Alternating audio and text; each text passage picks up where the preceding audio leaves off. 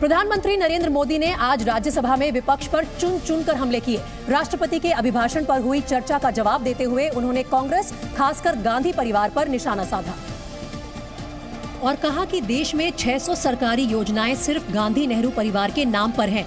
फिर भी उनका नाम न लेने पर कुछ लोग आग बबूला हो जाते हैं। किसी कार्यक्रम में अगर नेहरू जी के नाम का उल्लेख नहीं हुआ तो कुछ लोगों के बाल खड़े हो जाते हैं, उनका लहू एकदम गर्म हो जाता है कि नेहरू जी का नाम क्यों नहीं दिया। प्रधानमंत्री ने गांधी परिवार पर तंज कसते हुए कहा कि हमसे कभी नेहरू जी का नाम छूट जाता तो हम सुधार भी कर लेते हैं, लेकिन आश्चर्य की बात है कि उनकी पीढ़ी के लोग ही नेहरू सरनेम लिखने से डरते हैं। मुझे ये समझ नहीं आता है कि उनकी पीढ़ी का कोई व्यक्ति नेहरू सरनेम रखने से डरता क्यों है। क्या शर्मिंदगी है नेहरू सरनेम रखने से, क्या शर्मिंदगी है। इतना बड़ा महान व्यक्तित्व अगर आपको मंजूर नहीं है, परिवार को मंजूर नहीं है और हमारा हिसाब मांगते रहते हो। और पीएम मोदी के भाषण के बीच विपक्षी सदस्य लगातार नारेबाजी करते रहे, उनसे अडानी मामले पर जवाब मांगते रहे। इस बीच पीएम मोदी ने एक कविता के जरिए विपक्ष पर वार किया और कहा कि जितना कीचड़ उछालोगे उतना ही कमल खिलेगा। कीचड़ उसके पास था, मेरे पास गुलाल। जो भी जिसके पास था उसने दिया उछाल।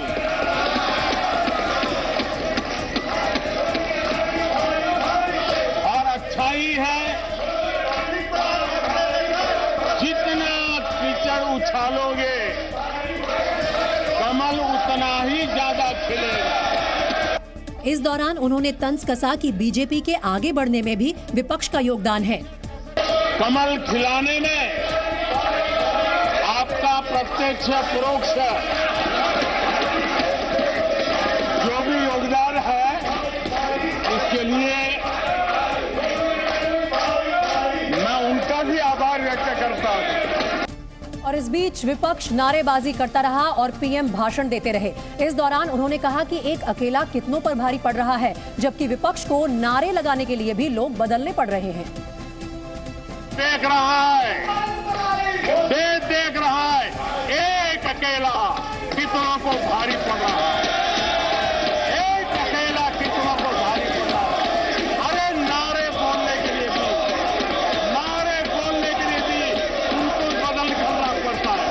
जो भी ये बोलता है जन के पद से आवाज जवाब देता। आपने सभापति जी एक कन्विक्शन के कारण चलाओ, देश के लिए जीता हूं, देश के लिए कुछ करने के लिए निकला हुआ हूं। और इसलिए ये राजनीतिक खेल खेलने वाले लोग उनके अंदर वो हौसला नहीं है, वो ढूंढ रहे हैं, बचने का रास्ता खोज रहे हैं। पीएम मोदी ने कांग्रेस की नीतियों पर सवाल खड़े किए। उन्होंने आरोप लगाया कि कांग्रेस सरकारों ने समस्याओं का स्थायी समाधान निकालने में कोई दिलचस्पी नहीं ली और अब विकास की राह में रोड़े अटकाने का काम कर रही है, इसीलिए उसका ऐसा हाल हो रहा है। कांग्रेस को बार बार देश नकार रहा है, लेकिन कांग्रेस और उसके साथी अपनी साजिशों से बाज नहीं आते हैं और जनता ये देख भी रही है और उनको हर मौके पर सजा भी देती रही। पीएम मोदी ने मल्लिकार्जुन खड़गे के इस आरोप पर भी पलटवार किया कि कांग्रेस की बनाई मजबूत बुनियाद का क्रेडिट बीजेपी सरकार ले रही है।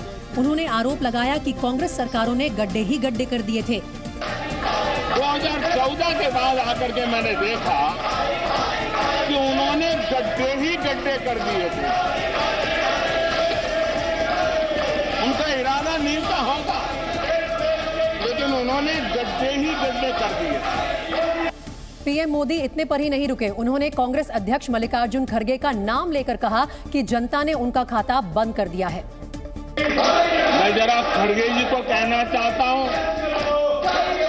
मैं आता हूं उसकी शिकायत करने से पहले ये भी तो देखो कि कर्नाटका में 1,70,00,000 जनधन बैंक अकाउंट खुले हैं।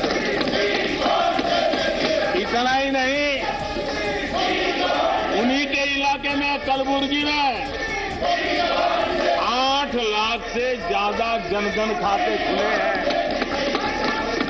अब सभापति जी बताइए, इतने बैंक के खाते खुल जाए, इतना एम्पावरमेंट हो जाए, लोग इतने जागरूक हो जाए और किसी का इतने सालों के बाद खाता बंद हो जाए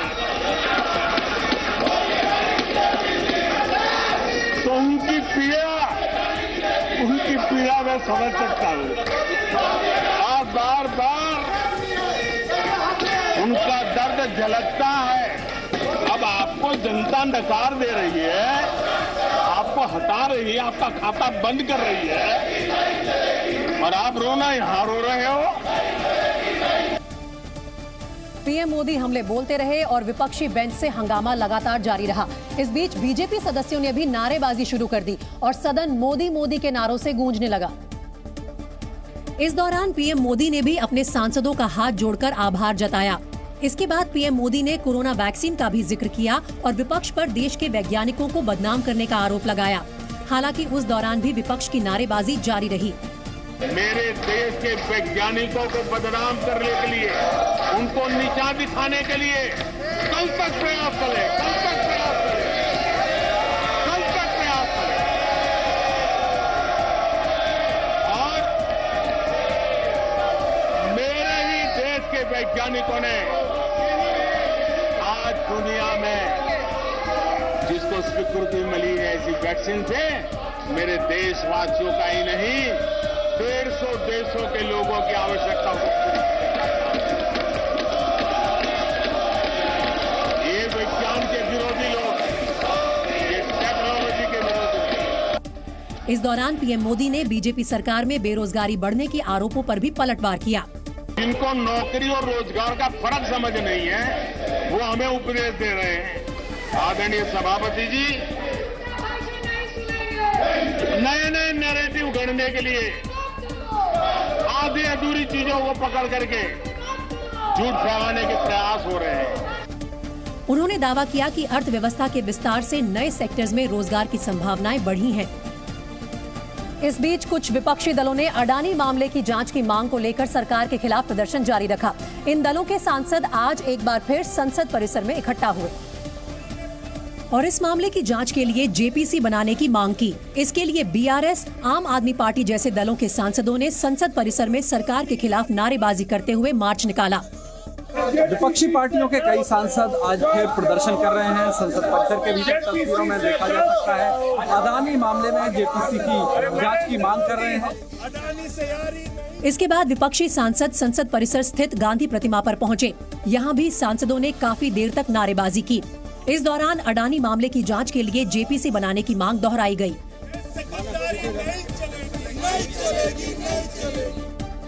और अडानी मामले पर आज यूथ कांग्रेस के कार्यकर्ता भी सड़कों पर उतरे। दिल्ली के शास्त्री भवन के पास इकट्ठा हुए कार्यकर्ताओं ने अडानी विवाद की जांच कराने की मांग की।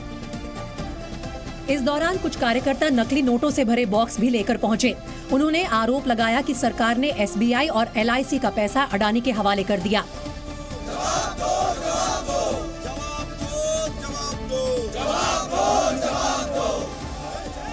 इसके बाद नारेबाजी करते हुए कार्यकर्ता आगे बढ़ने लगे।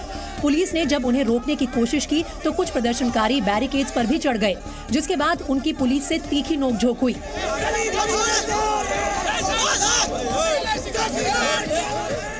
जब पुलिस के समझाने पर भी बात नहीं बनी तो कुछ प्रदर्शनकारियों को हिरासत में ले लिया गया। शर्म आना चाहिए सरकार को, सवाल का जवाब दो, दोस्ती निभाना बंद करो, पार्लियामेंट में चर्चा होना चाहिए। इसके अलावा महिला कांग्रेस की कार्यकर्ताओं ने भी मोदी सरकार के खिलाफ आवाज बुलंद की। दिल्ली के जंतर मंतर पर जुटी कार्यकर्ता अडानी विवाद के साथ साथ बढ़ती महंगाई और बेरोजगारी पर भी केंद्र सरकार को घेर रही थी। इस दौरान कांग्रेस कार्यकर्ता मोदी सरकार के खिलाफ नारे लिखे पोस्टर लिए हुए थी।